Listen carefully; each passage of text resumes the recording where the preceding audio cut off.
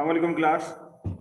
हम कंटिन्यू करते हैं अपना जो हमारा लास्ट लेक्चर था उसी से हम उसको कंटिन्यू करने जा रहे हैं। हमने अभी लास्ट क्लास में देखा था नेटवर्क बेसिक्स, यानी कि जो हमारा नेटवर्क है उसकी बेसिक्स क्या है। तो हमने देखा था कि हमारे पास जो टेक्नोलॉजीज है डिफरेंट, जिसके थ्रू जो है ना वो हमारा सिस्टम जो है वो आपस में कम्युनिकेट करता है।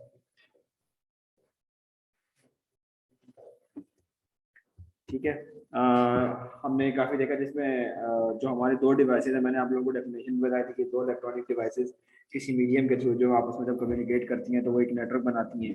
वो एक सिंगल नेटवर्क होता है। फिर आगे बढ़ते बढ़ते जो है ना वो हमने मैन वैन की बात की थी, फिर टोपोलॉजीज की बात की हमने, यूज ऑफ नेटवर्क। ठीक है, ये हमारे पास टोपोलॉजी आ गई। ठीक है कि ये लोकल एरिया नेटवर्क है जिसके हमारे पास, फिर वैन था हमारे पास। ठीक है, फिर उसके बाद हमारे पास हमने बात की मैन की, कैन की।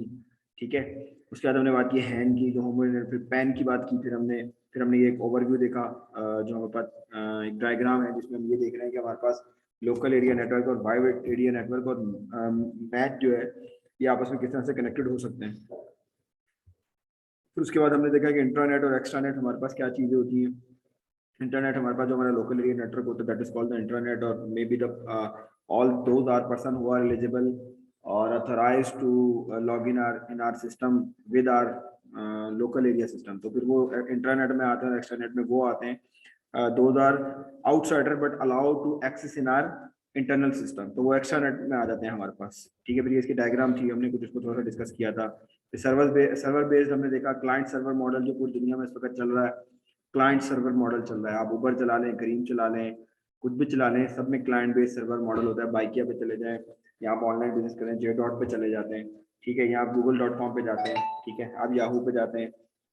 ठीक है, आप कोई भी सर्विसेज ले रहे होते हैं तो नॉर्मली हम क्या कर रहे होते हैं, क्लाइंट सर्वर मॉडल जो है ना उसको यूज कर रहे होते हैं।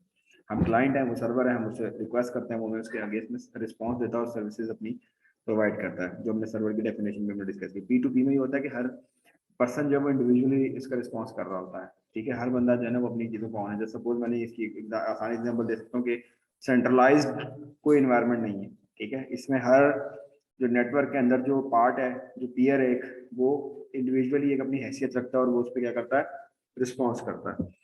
ठीक है, लेकिन सर्वर में ऐसा नहीं है। सर्वर में सारों की रिक्वेस्ट कहाँ जाएगी, एक सिंगल सेंट्रल। अब उसकी मर्जी है कि वो आगे किसी और सिस्टम को दे दे या किसी और पीर को दे दे कि भाई आप जो है ना इसको जवाब दे दो, that is another thing. But there is a centralised system और centralised body, what, server.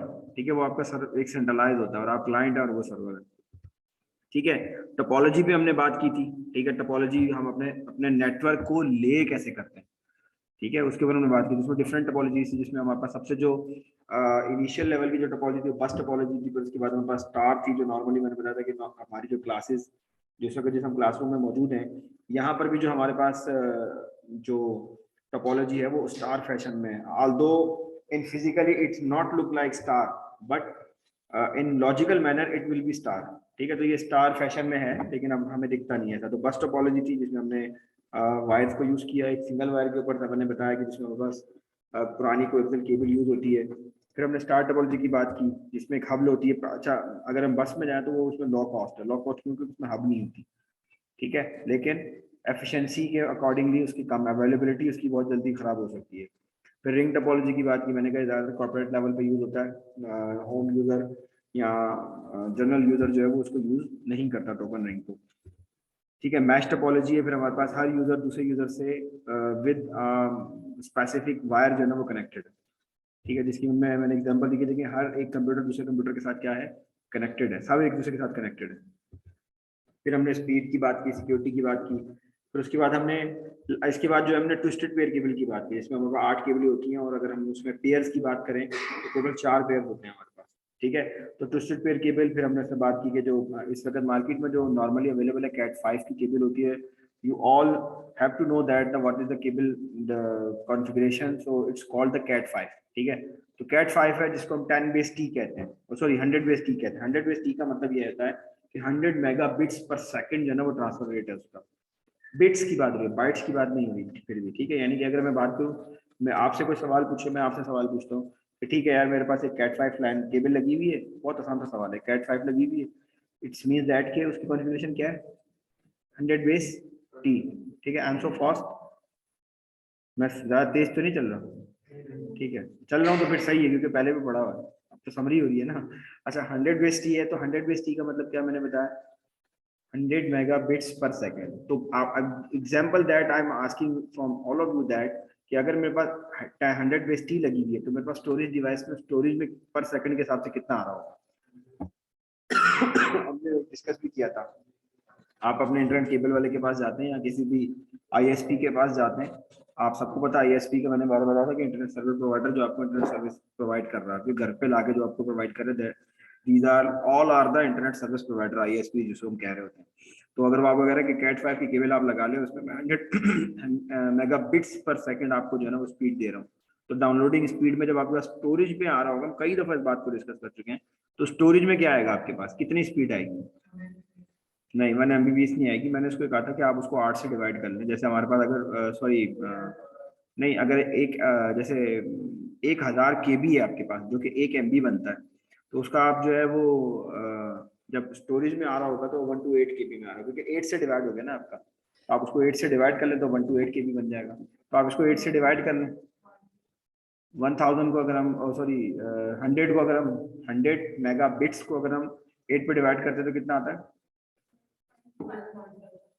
5.5 megabyte, यानी कि 1 सेकंड के अंदर अगर आपके पास जो चीज स्टोर आ रही होगी ना स्टोरेज में, वो कितनी आ रही होगी 5 MB। लेकिन आपका जो इंटरनेट कनेक्शन है वो कितना है 100 MB का है। तो वो बड़ा वाला MB जो है वो स्टोरेज में, छोटा वाला जो बी है सॉरी बड़ा वाला बी जो है वो स्टोरेज में, कई दफा बता चुका हूँ, और बड़ा वाला बी स्टोरेज में, छोटा वाला बी जो है वो कम्युनिकेशन में यूज होता है।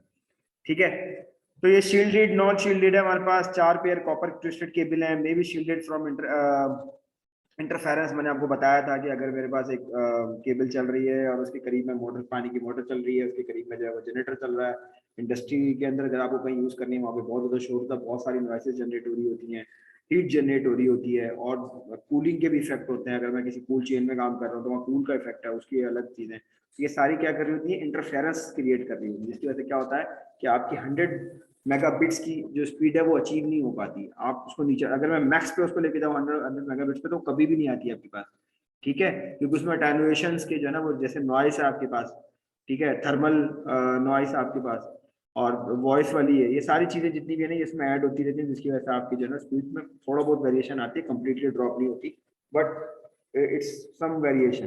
तो इंटरफेरेंस है हमारे पास, तो वो शील्ड क्या कर रहा होता है, इंटरफेरेंस से बचाने के लिए होता है। Speed range from 1 megabits to 1000 megabits per second. तो वो अगर आप कैट 6 में चले जाएंगे तो मेरे ख्याल में 1000 तक चली जाएगी आपकी, लेकिन 100 बेस टी मेरे ख्याल में 1000 मेगाबिट्स पर ही जाती है मेरे ख्याल में। अच्छा, उसके बाद हमारे पास कोएक्सियल केबल में हमने बात की थी कि हमारे पास टीवी की केबल होती है, ठीक है, और इसके इसके अंदर भी सेम वैसे ही सिनेरियो है, लेकिन इसकी मैक्सिमम जो स्पीड है वो हमारे पास कितनी है 10 मेगाबिट्स पर सेकंड, क्योंकि छोटा वाला भी है। तो ये हमारे पास फाइबर ऑप्टिक है। फाइबर ऑप्टिक की बात, ये खास बात ये है कि ये हमारे पास 1000 गीगाबिट्स पर सेकंड पर जा सकती है, ठीक है। गीगाबिट्स जो है वो हमारे पास, अगर सबसे छोटी टर्म हमारे पास जो जो अभी हम देख रहे थे वो कौन सी थी, एग्जाम्पल दे रहा हूँ कि मेगाबिट्स आपने नॉर्मली यूज किया, तो मेगाबिट 1000 मेगाबिट्स होंगे तो 1 गीगाबिट बनेगा। तो यहाँ पे वो कितने बता रहे हैं कि 100 गीगाबिट्स पर सेकंड, ठीक है, यानी कि 100 इंटू 1000 मेगाबिट्स पर सेकंड। तो अभी करेंगे डाटा ट्रांसमिट विद लाइट। अच्छा, अब तक जो ट्रांसमिशन थी ना इससे पहले वाली, जो केबल पे चल रही थी या ट्विस्टेड पेयर केबल पे चल रही थी, वो सारी हो रही थी इलेक्ट्रॉन पे, क्योंकि उसमें कॉपर वायर यूज हो रही थी। लेकिन जब फाइबर ऑप्टिक आया तो वो उन्होंने क्या किया कि उससे उसको डाइवर्ट कर दिया लाइट के ऊपर, ठीक है, यानी कि जो आपका जो डाटा पास जो हो रहा है वो किस पे हो रहा है, लाइट के थ्रू पास हो रहा है, ठीक है। तो अब जो है ना वो लाइट के ट्रांसमिशन हो रहा है, लाइट के पल्सेस है। तो उसमें नॉर्मली आपने देखा कि अगर मैं इस वायर को छील इसको इस वाले को जो है वो मैं इसको छीलता हूँ तो उसमें से क्या निकलता है, कॉपर की वायर है। लेकिन अगर आप इसी जगह पे अगर आप फाइबर ऑप्टिक को अगर आप उसको ओपन करेंगे तो उसके अंदर से आपको ग्लास की एक वायर मिलेगी, शीशे की, ठीक है।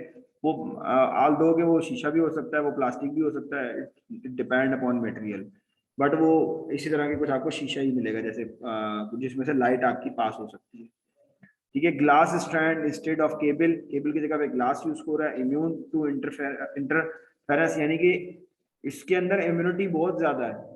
ये इम्यूनिटी क्या होता है कि अपने अंदर किसी चीज को ऑब्जर्व कर लेना, तो इसके अंदर बहुत ज्यादा ऑब्जर्वेशन है कि जो मैंने जैसे बताया अटेन्युएशन है या इंटरफेरेंस है वो उसको ही एक्सेप्ट कर लेता है, मतलब नो टेंशन। उससे क्या होता है कि इसकी स्पीड में फर्क नहीं पड़ता, लेकिन पहले वाले में जो है ना इसका इफेक्ट बहुत ज्यादा था, इसलिए उसकी स्पीड पे ही फर्क पड़ता था।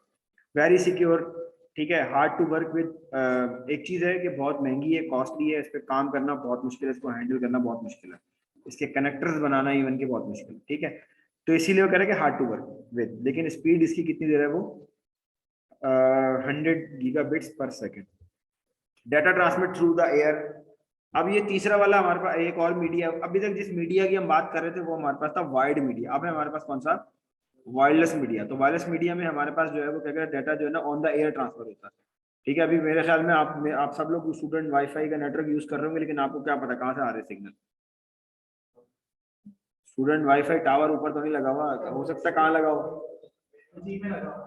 स्टूडेंट वाईफाई का नेटवर्क जो इस यूनिवर्सिटी का है जो, ठीक है, हमें क्या पता कहाँ लगा हुआ है, बट ऑन द एयर है, ठीक है। हम तक सिग्नल पहुंच रहे हैं, पेनिट्रेट हो रहे हैं वॉल से, डोर से, हमारे अंदर से भी पेनिट्रेट हो रहे हैं, ठीक है। मेरे अंदर से भी जो है वो सिग्नल पेनिट्रेट होके जा रहे हैं, आप सबके भी पेनिट्रेशन हो रही है, ठीक है। जो भी हर्डल्स आती हैं उसमें से क्या होता है, बॉडी में से या हर्डल्स में से या सॉलिड मटेरियल में से क्या हो रहा है, वो पेनिट्रेट कर रहा है, ठीक है। लैंड यूज होता है रेडियो वेव्स के लिए, यानी कि हमारे पास जो वाईफाई चल रहा है उसमें कौन सी वेव है, रेडियो वेव्स। और वैन है वो होता है माइक्रोवेव सिग्नल के लिए, easy to set up difficult to secure, ठीक है। इसका सेटअप जो है ना वो बहुत आसान है, लेकिन वो कह रहा है कि डिफिकल्ट होता है सिक्योर के लिए। अब ये पता नहीं माइक्रोवेव के लिए बात कर रहा है, तो बिल्कुल सही कह रहा है, क्योंकि माइक्रोवेव में आप एक चीज देखेंगे एक दूसरे के मुंह पे है बिल्कुल, ठीक है। मैंने काम किया टेलीकम्युनिकेशन पे, तो मुझे अंदाजा है कि इसके चक्कर में हमें जो है ना बहुत बहुत ज्यादा टाइम लगाना पड़ता था, क्योंकि जब ये एक इससे इससे जब आप ये इसके बीच में अगर कहीं पे यहाँ पे हर्डल आ जाए, इवन के कोई परिंदा भी थोड़ी देर के लिए आगे खड़ा हो जाएगा बीच में, तो इसकी कम्युनिकेशन में प्रॉब्लम आ जाएगी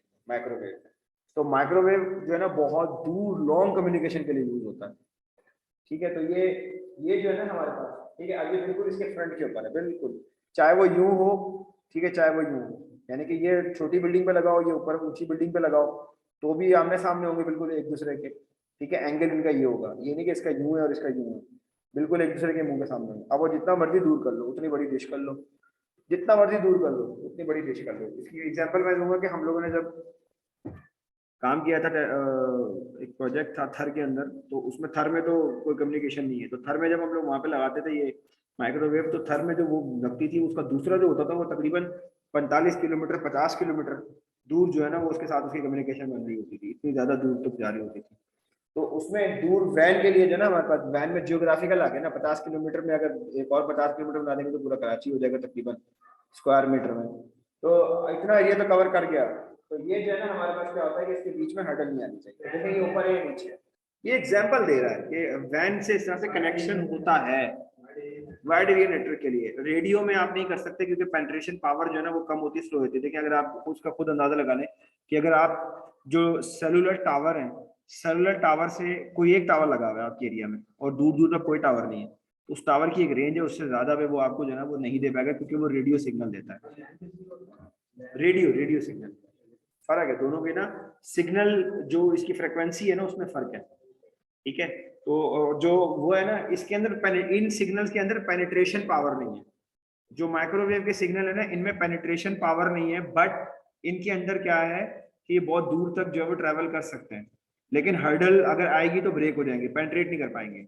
लेकिन रेडियो सिग्नल जो होते हैं वो क्या करते हैं, वो बहुत दूर तक नहीं जा सकते, लेकिन पेनिट्रेट कर सकते हैं, किसमें से, बॉडी में से, सॉलिड जितनी भी चीजें उसमें से पेनिट्रेट कर सकते हैं एक स्पेसिफिक लेवल तक, क्योंकि जितनी ज्यादा हर्डल्स आती जाएंगी उतना सिग्नल वीक होता जाएगा, ठीक है। तो अगर एग्जांपल दे रहा हूँ, ये कंक्रीट की वॉल है, इसके पीछे एक वाईफाई की डिवाइस में लगा दूं और मैं इसके साथ यहाँ पे 10 कंक्रीट की वॉल लगा दूं, एग्जांपल दे रहा हूँ, 1 2 3 4 ऐसे करके मैं 10 लगा दूं और वहां जाकर इंटरनेट यूज करूंगा, तो हो सकता नहीं है, क्योंकि वो इसको पेनिट्रेट करेगा, फिर इसको पेनिट्रेट करेगा, इसको हो सकता है कि हमारे तक पहुंचते पहुंचते उसके वीक सिग्नल जो है वो वीक हो जाए, ठीक है। और हो सकता है कि लेकिन अगर मैं खाली एक वॉल हो और मैं उस, यानी कि जितना इस क्लास का डिस्टेंस है इससे भी डबल डिस्टेंस पे दूर चला जाऊं, लेकिन फिर भी मेरे पास सिग्नल आ रहे होंगे, क्यों, क्योंकि वो सिग्नल जो है वो बहुत दूर तक ट्रैवल कर पा रहा है, जितना ज्यादा पेनिट्रेट होता जाएगा उतनी ज्यादा उसकी पावर कम होती जाएगी,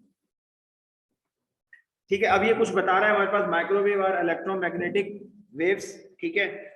फ्रीक्वेंसीज बिटवीन देखो 300.3 gigahertz and 300 gigahertz in the electromagnetic spectrum, और रेडियो वेव हमारे पास होती है 30 किलोहर्ट्ज से 300 गीगाहर्ट्ज के दरमियान में, ठीक है। तो रेडियो वेव्स आर, वो भी इलेक्ट्रोमैग्नेटिक हैं, लेकिन उनकी फ्रिक्वेंसी कम है, लेकिन 30 किलो हर्ट्ज से लेके 300 गीगाहर्ट्ज तक है।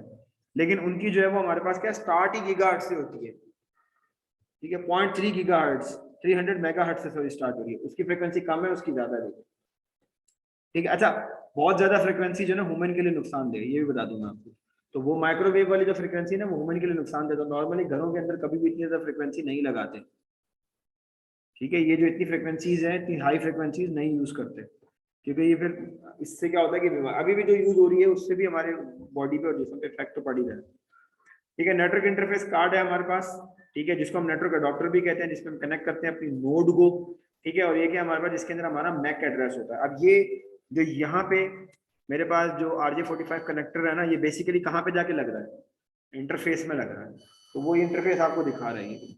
इसी तरह से अगर वाईफाई है, तो वाईफाई का कहीं ना कहीं एंटीना है मेरे लैपटॉप के अंदर, आपके मोबाइल में भी कहीं ना कहीं एंटीना है, तो वो क्या है, वो इंटरफेस है, ठीक है।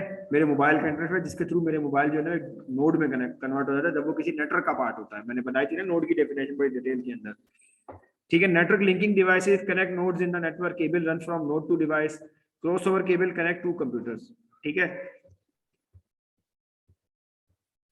उसके बाद है हब है हमारे पास, मेरे ख्याल में यहाँ नहीं लगी हुई, पिछली क्लास में लगी हुई थी। Centre of a star network, all node receive transmitted packet slow and insecure, ठीक है।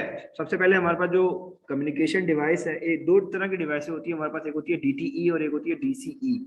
DTE होती है हमारे पास डाटा टर्मिनल इक्विपमेंट, और DCE होती है हमारे पास data communication equipment. Data DTE जो है हमारे पास, ये मोबाइल फोन, ये laptop, desktop, these all are the DTE। और जो हमारे पास कम्युनिकेशन के लिए यूज होते हैं, वो DC के अंदर हमारे पास जैसे हब है, राउटर है, स्विच है, ये सारे कम्युनिकेशन के लिए यूज होते हैं, जो मतलब पास करवा रहे हैं कम्युनिकेशन को।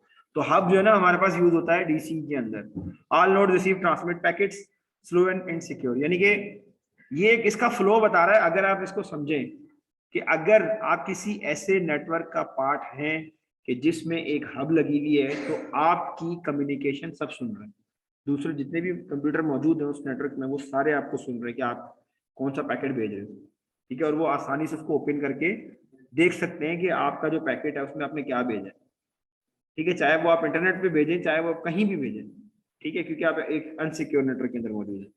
स्विच जो होता है, स्विच में ऐसा नहीं होता। स्विच में ऐसा होता है कि जिसका जो पैकेट है वो वही देख सकता है सिर्फ, यानी कि जो मैंने अपने मोबाइल से अगर कोई डाटा भेजा है, तो वो सिर्फ मैं वही देखेगा जिसको मैंने भेजा। बाकी जो दूसरे लोग हैं, वो लोग जो मेरे नेटवर्क पे कनेक्टेड है, वो नहीं देख सकते, ठीक है। Replacement for hubs only intended not receive transmission fast and secure, ठीक है। वही जो मैंने भी बताया कि जो इंटेंडेंट है, जो इसने इंटेंड करना है, सिर्फ उसी को मिलेगा और किसी को नहीं मिलेगा, फास्ट है, सिक्योर है। ब्रिज है, जिसमें नॉर्मली क्या करता है कि एक लैन नेटवर्क की है, एक लैन नेटवर्क की है, और इनको आपस में कनेक्ट करवा देगा, ठीक है। Packet send to remote LAN cross other packet do not cross segment the network on MAC address, ठीक है। तो जो मैक एड्रेस है उसकी बेस के ऊपर जो है ना, वो दो नेटवर्क को आपस में क्या कर रहा होता है, ये कनेक्ट करवा रहा होता है, दो डिफरेंट टाइप के नेटवर्क को भी कनेक्ट करवा रहा होता है, ठीक है। सेम टाइप ये है कि हमारे पास जो राउटर है, राउटर क्या कर रहा होता है, कनेक्ट्स टू और मोर LAN together, packets sent to remote LAN cross network is segmented by IP address, connect internet network to the internet, need configuration before installation। यानी कि आप जब भी कभी राउटर को इंस्टॉल करेंगे कहीं पे, तो पहले आपको इंस्टॉल करना पड़ेगा, आप डायरेक्टली इंस्टॉल नहीं कर सकते। नॉर्मली हमारे पास क्या होता है कि हम हब को विदाउट कॉन्फ़िगरेशन के इंस्टॉल कर सकते हैं, हम स्विच को विदाउट कॉन्फ़िगरेशन इंस्टॉल कर सकते हैं, लेकिन हम राउटर को विदाउट कॉन्फ़िगरेशन इंस्टॉल नहीं कर सकते, ठीक है। क्योंकि आपने देखा होगा, अगर आप घर में भी, अगर आपने कभी, जिसको हम AP अक्सर कह रहे होते हैं, एक्सेस पॉइंट जिसको हम कह रहे होते हैं, जिसको हम VAP भी कह रहे होते हैं, अगर वो वायरलेस एक्सेस पॉइंट है, और अगर वो फिजिकल है तो उसको हम जो है फिजिकल कह रहे होते हैं, तो उसमें तो हब और स्विच आ जाते हैं। तो नॉर्मली हमारे पास वो होता है, तो उसको जब आप देखें उस पर जब इंटरनेट चलाते हैं, तो आप उसको पहले कॉन्फ़िगर करते हैं, ठीक है, उसकी कॉन्फ़िगरेशन करते हैं। फिर गेटवेज है connect to dissimilar networks. Dissimilar networks को जो है ना, वो आपस में जो कनेक्ट कर रहा होता है, वो कौन कर रहा होता है, गेटवे, ठीक है। Connects cogs to twisted pair, most gets connect content in other devices. इसकी बहुत आसान सी एग्जांपल दूंगा आपको। जैसे मैंने आप लोगों को बताया कि टोकन रिंग का एक नेटवर्क है, टोकन रिंग का एक नेटवर्क है, ये आगे जाके इसकी डिटेल आएगी। एक टोकन रिंग का और एक ईथरनेट का, ये दो अलग अलग स्टैंडर्ड्स हैं, दोनों का पैकेट भेजने का तरीका अलग है, अगर आप पैकेट भेजते हैं टीसीएस के थ्रू, अगर आप पैकेट भेजते हैं ओसी पाकिस्तान पोस्ट के थ्रू, तो दोनों का पैकेट तो दोनों लेके जा रहे हैं, लेकिन थोड़ा सा फर्क है भेजने का। क्या तरीकेकार का फर्क है कि अगर आप पाकिस्तान पोस्ट में जाएंगे तो वो आपको उसके ऊपर स्टैंप लगा के देते हैं, ठीक है, हाथ से पर्ची बना के देते हैं, एग्जाम्पल दे रहा हूँ, और उनका वो कहता है कि जी हमारे टिकट लगवाओ एनवेलप के ऊपर।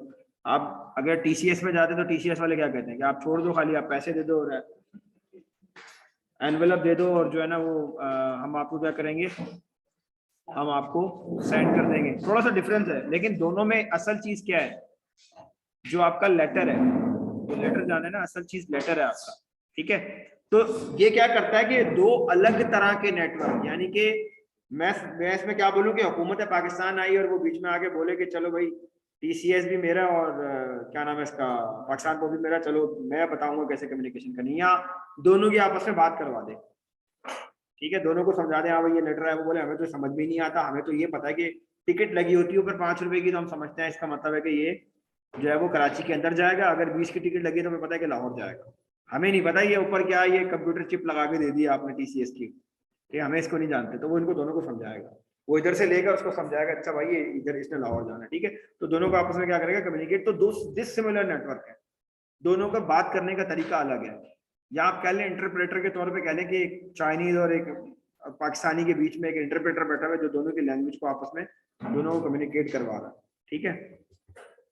Cabling specification, bandwidth, measure cable speed, ठीक है। बैंडविड्थ जो अभी हम बात कर रहे थे ना, बैंडविड्थ उसी को बोलते हैं कि आपके पास कितनी बैंडविड्थ आ रही है, तो उससे हम केबल की स्पीड मेजर कर सकते हैं, टिपिकली मेजर्ड इन एमबीपीएस, ठीक है, मेगा बिट्स पर सेकंड, नॉट बाइट्स पर सेकंड। तभी आपको जब इंटरनेट आईएसपी वाला आपके घर में इंटरनेट लगा के देता तो आपको क्या कहता है कि ये 1 MB का नेटवर्क है, आप घर में ढूंढ रहे होते यार, आज तक तो कभी 1 सेकंड में 1 MB का डाटा डाउनलोड नहीं हुआ, सही है, आप तो कभी नहीं सोचते ये बात, ऐसा ही है ना। तो ये वही वाली चीज है कि ये बिट्स पर सेकंड है, वो बाइट्स पर सेकंड है जो स्टोरेज आपकी बता रहा है। मैक्सिमम केबल लेंथ है, यानी कि अब इसमें भी एक ये आपके पास क्या है, एक तरह से डेफिशिएंसी है कि 50 मीटर से ज्यादा आपकी केबल अगर एक्सटेंड कर जाएगी तो क्या होगा, आपका जो डाटा है वो ट्रांसफर रेट उसका कम हो जाएगा, स्पीड कम हो जाएगी, वो यही बता रहा है कि उसकी केबल लेंथ की भी एक मैक्सिमाइजेशन है, उससे ज्यादा आप नहीं लिख सकते, वो बढ़ा नहीं सकते, sorry. Connector describe the types of the plug, ठीक है, ये जो कनेक्टर लगे हुए ना ये प्लग टाइप बताते हैं। तो जैसे मैंने बताया कि जो उसके कनेक्टर है फाइबर ऑप्टिक के अलग है, इसका RJ45 है, उसका अलग है, जो आपकी RJ10 है मेरे ख्याल में, जो टीवी केबल है, कोएक्सियल केबल। सबसे पॉपुलर बता रहा है आपके पास इथरनेट केबल है 10/T, 10/2, 10/5, ठीक है। Maximum bandwidth 10 megabits per second, maximum distance 100 to 500 metre. अब 500 मीटर की बात क्या होगा कि ये काम नहीं करेगी, ठीक है, तो ये वाला इशू इसमें आता है, ठीक है। यहाँ तक क्लियर है, thank you so much class.